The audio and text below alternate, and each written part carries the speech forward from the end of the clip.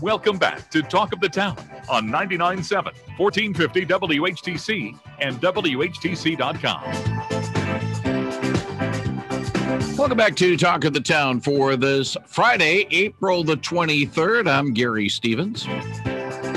Glad to have this gentleman and his organization into the rotation on a regular basis, talking about what's going on at the Holland Community Aquatic Center here on Talk of the Town.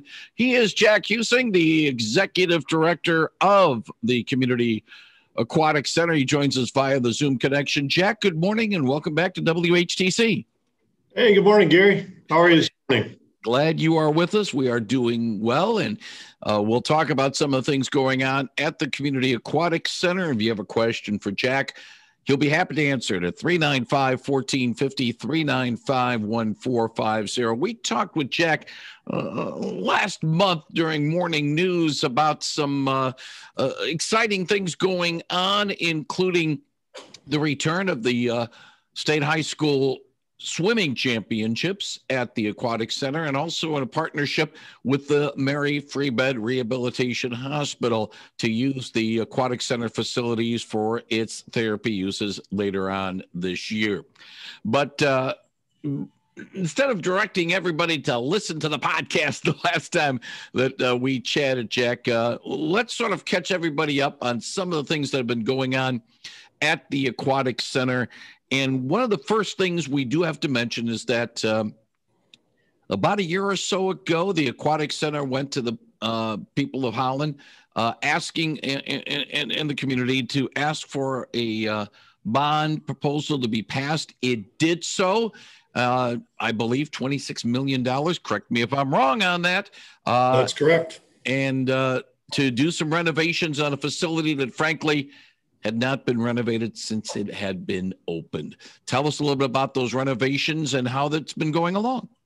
Yeah, Gary, thanks so much. We are very thankful to our Holland community for supporting its aquatic center. You know, the heartbeat of what we do is making sure that kids in this region, our children, are safe in the water, whether they're swimming in pools or whether they're at our Lake Michigan sites and so many other lakes around the great state of Michigan. So we try to teach them to be safe, and we've been able to continue to do that, Gary. We're doing that on a daily basis, Monday through Saturday. Even though we're at about 30% capacity, we're able to figure out how to do that with proper spacing and get the kids in and get them going. You talked about the big events, and yes, we have big events going on, typically without any spectators, but we've had the big state championships. We're having big diving meets and big swimming meets for our club teams, and just having an opportunity for our kids to compete is really a great social and athletic thing that we're able to continue to do. Jack, tell us a little bit about the renovation, where it has gone so far, what things are different now, and some of the other changes that are still to be coming before the entire renovation project is over. Yeah, the $26.3 million renovation really renovates the existing 1968 six-lane instructional pool and diving pool, and it renovates our 1998 edition of our 50-meter pool and spa area, locker rooms, and air handling equipment. But I'm really excited to be able to tell everyone, and this is really the expansion portion of it, is we're adding 4 new warm water community-oriented swimming pools and play areas so that our community will be able to use that swimming warm water area every single day of the week rather than being shut out by large events. So that's underway and it's going very well. What time frame are we looking at for that particular project and the end of the entire renovation project? What's our timetable for that right now? Yeah, we'll be finished with that first community section in the January, February timeframe, Gary, and we'll then shut down the existing community section within our 50-meter pool and recondition that and create a new 5-lane warm-up cool-down pool. So that will enhance that large event space. And that will happen about the September, hopefully October timeframe of 2022. So January 1st and then September, October of 22 will be finished. If you got a question for Jack Huisingh, he is the executive director of the Holland Community Aquatic Center. He'll be happy to answer it at 395-1450, 395-1450. I'm going to, again, bring back some topics from our earlier conversation, because we do have a different audience now on Talk of the Town about the Aquatic Center, Jack. And first of all, like many facilities, now 13 plus, almost 14 months ago, it had to close because of the COVID-19 outbreak, health concerns. And, some facilities are struggling to come back up. But I made this remark at the time a month ago, and I sort of want you to amplify a little bit. I thought it might have been a blessing in disguise to the Aquatic Center, because you were going to do the renovations. You're going to have to close facility anyway to a certain extent. By being forced to be closed, you can be able to accelerate some of the work on getting the renovation done. And to a certain extent, it might have been a blessing in disguise. Yeah, in many ways it was, Gary. It is a blessing to us. We call it a symphony here. We're trying to keep things going and making it happen. Fortunately, the new construction is happening outside of the buildings as they exist today. So we're able to keep those separate and keep them going. But it does impact our organization and parking and other things. So when COVID hit, we were able to accelerate some of the programs and do some things, especially inside, that we hadn't planned on doing until the end of the project. So we were able to capitalize on that, go much faster than planned. And consequently, we're on schedule, we're on budget, and we're even adding due to some wonderful philanthropy that some folks have provided to the organization. Over $1.6 million have now been added to the $26 million bond proposal. And that specifically allowed us to add a new indoor walking track, which is just beautiful. When you drive around the facility today, that's what you see hanging on the outside. That's going to be absolutely beautiful for our community to be able to walk in 12 months out of the year. Talk a little bit about the logistics challenge. I would see, having been at the facility a few times covering events for the MHSA network, because of the location of the facility. It is landlocked. You got neighborhood, basically three ways around, and the fourth, the south end is Holland Hospital. So really, you couldn't add more land. You had to work with what you had to expand the facility without making it so that you take, the whole facility, all the property is the facility itself, and people can't park. That is a challenge. I thought it would be a challenge to try to expand and renovate basically a landlocked situation. Talk about the logistics of that. One of the hardest things was going to be to do our big events. And typically our big events take our entire parking lot, and then they spill over into our neighborhoods with people parking on the streets. And certainly because of COVID and no spectators, as we've necked down our parking during construction so they can put stuff on the lot and move it into the site, we haven't had to deal with that. So that's one of those great blessings that you talked about. We are dealing with those things. And, I'm just really thankful to the triangle that we have developed, which is headed up by a great guy named Greg Mayberry, who many of us know from Hope College buildings for over 25 years. He's leading this project from a owner's rep position, and he's really watching our spending and our timing for Lakewood Construction and AMDG Architecture Group out of Grand Rapids. This group is just doing a phenomenal job of revising and making things work on the site. Just so pleased with the stewardship that I think we're getting out of this group with our tax dollars.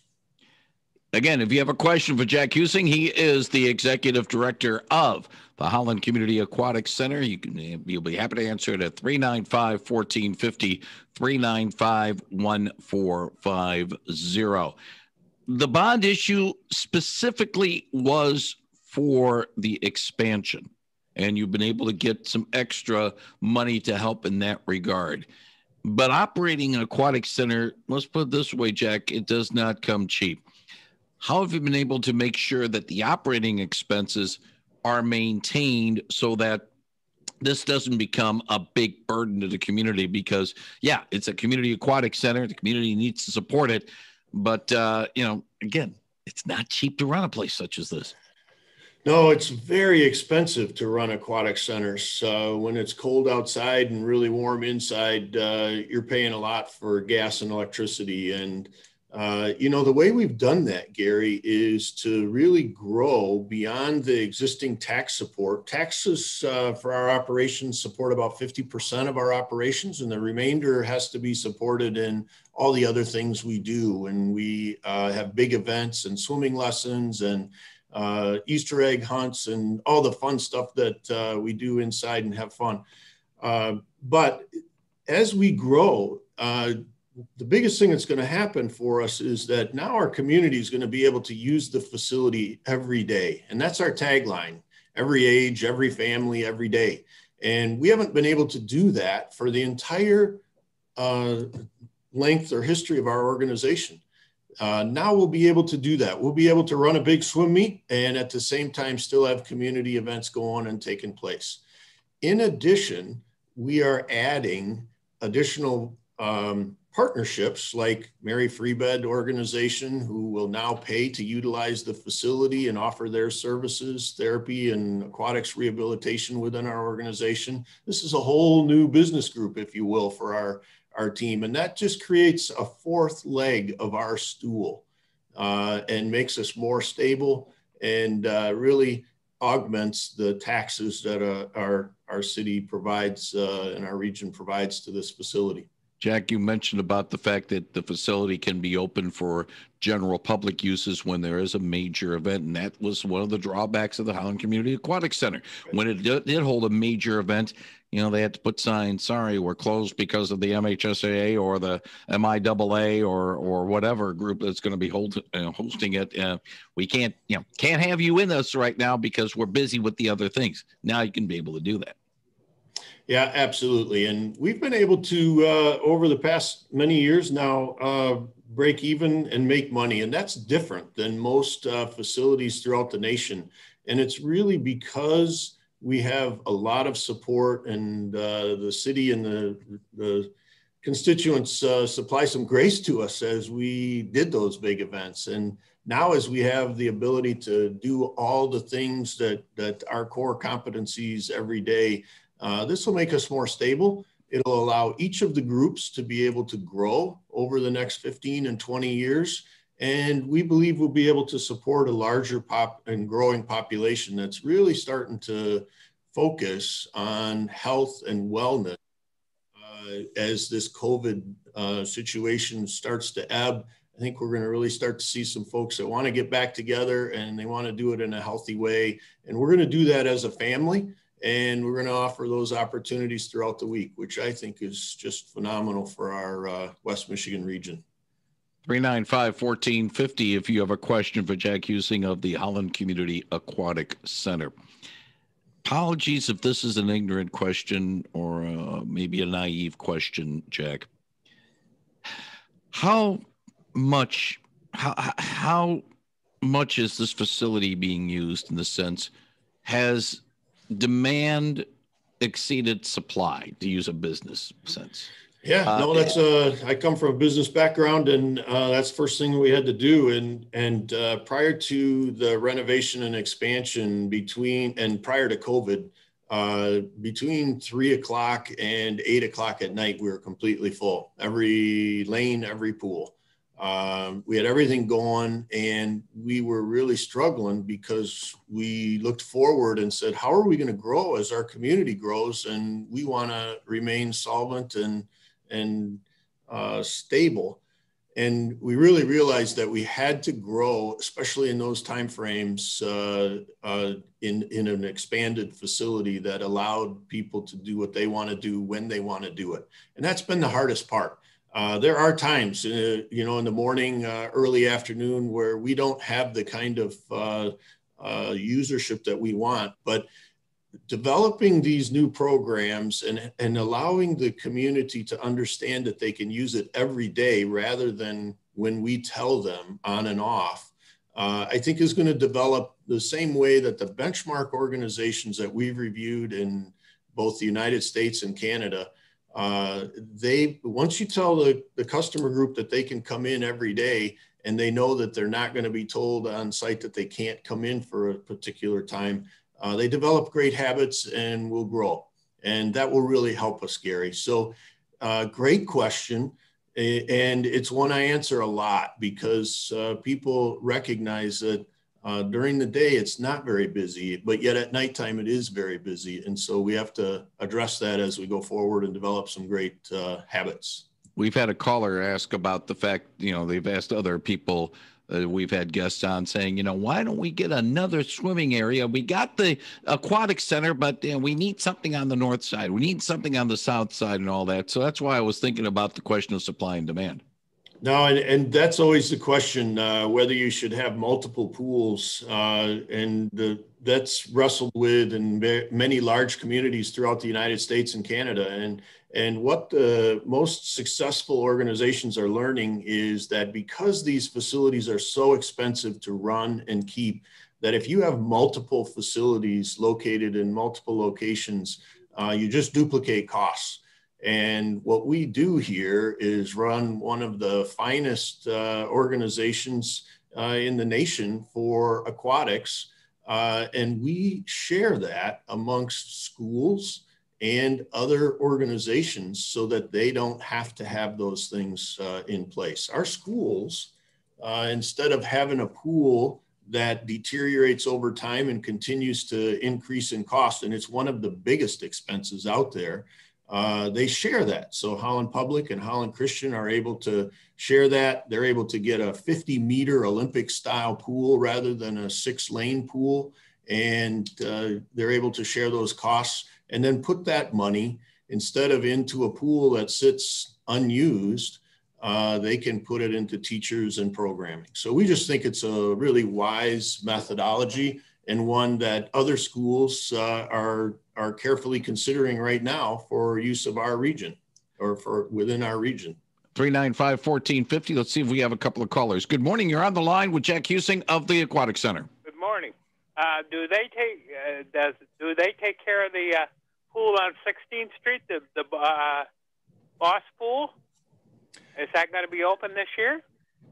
That pool was donated to the city by House family, and we do not run that. That's part of the Holland Recreation Department at this point. Oh, I thought you took over managing it. We did for a few years, and then the city has taken that and they're running it for the couple months that they have that in as part of their recreation department right now. Okay. Thank you very much for the call. 395-1450. Good morning. You're on the line with Jack Huisingh. Well, the hours are, we can use it anytime. We got to pay her for a fee going into the pool and the hot tub. That's the really good thing about this place is between 5:30 and 8 o'clock Monday through Friday now, and Saturday for several hours in the morning. Because of COVID restrictions, anybody can come in. And yes, you pay, if you're a resident, you pay a resident fee. And if you pay a non-resident, or if you're outside of the Holland Public School District, you pay about $8, $8.50.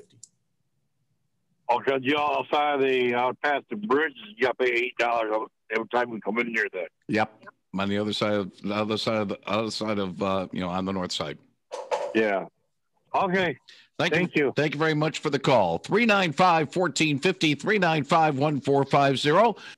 Jack, you mentioned about some of the events starting to come back, some with spectators, some with public participation, some not. There is an event that the city of Holland has sort of taken note of because effective tomorrow, April 24, Maple Avenue will be closed to traffic between 21st and 22nd Streets. Hours of closure between 7:30 a.m. until 12 noon. At that time, and I'm quoting from the city, the Holland Community Aquatic Center will be hosting the Mighty Mitten Splash and Dash. Jack, tell us about this. Hey, this is a great thing. Our recreation and development leader, Rachel Slaughter, is working with the NCAA on a small triathlon and getting that started from our organization. And that will be available to all ages. This year, because of COVID and many of the restrictions that we have, it's going to be a small group, mostly college athletes who are having an opportunity to do a full triathlon, and we'll help them out with aquatics facilities and then run through our great city.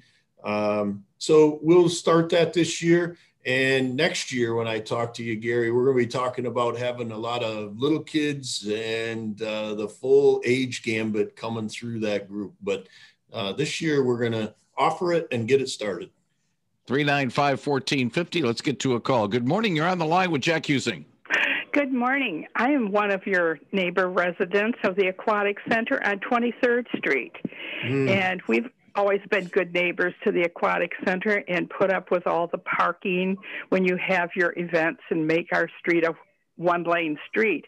But since your construction and you have now finished your parking lot, there is still a lot of parking on Washington, making that a one-lane street.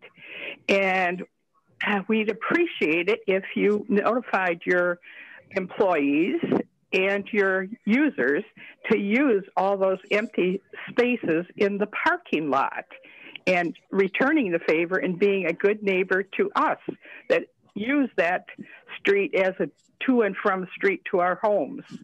Thank you. Thank you. Appreciate the call, Jack. We're gonna do that. We're going to try and amp that up a bit. I think what we have is folks who are just trying to make it easy because they're going right to that front entrance there. But we'll post some asks within the facility and support that. We want to support the neighborhood. And you mentioned that the parking lot is completed, but it's really only half completed because half of it is still supporting all the construction needs. Once we open that other half, then I think we'll definitely be in a position where we'll be able to alleviate some of the street parking that happens out there. But we'll ask our customers to be mindful of that and try and park on our new parking lot. Thank you. No problem about that in terms of the sense. And I want to finish up our conversation with this. We talked about this Mighty Mitten Splash and Dash that's set for tomorrow. What other events is coming up over the next few weeks that people should keep an eye on that's going to be happening at the Aquatic Center? The next few weeks, we continue to offer a lot of swimming lessons. We're doing a lot of lessons right now throughout the day and in the evening and throughout the weekends. So that's really important. Our club teams, both swimming and diving, are going strong right now, and we are starting to get more of our lap swimmers and folks to use our spa. Our spa is open. Unfortunately, our family zone still is closed because of COVID, and we keep talking to the Ottawa County Health Department about when we think we'll be able to support families to start coming in here again and utilize the facilities. But we're in a wait and see, like so many of us, on so many different things. As soon as we're able to do that, I will promise you we are going to be open and letting folks come in. Big events that are coming up this year, we hosted the NC2A Division II, so GLIAC, Grand Valley and Davenport championship swim and dive here. That's the first time that's happened here. And they will start trading off with Hope College and MIAA NC2A Division III schools. So every other year we hope to offer this wonderful opportunity, 2-3 day opportunity for our city to host some of the finest swimmers and divers in the state. And I'm going to stop you right there. Jack Huisingh, thank you very much for joining us. We'll talk to you soon on WHTC. Thanks, Gary.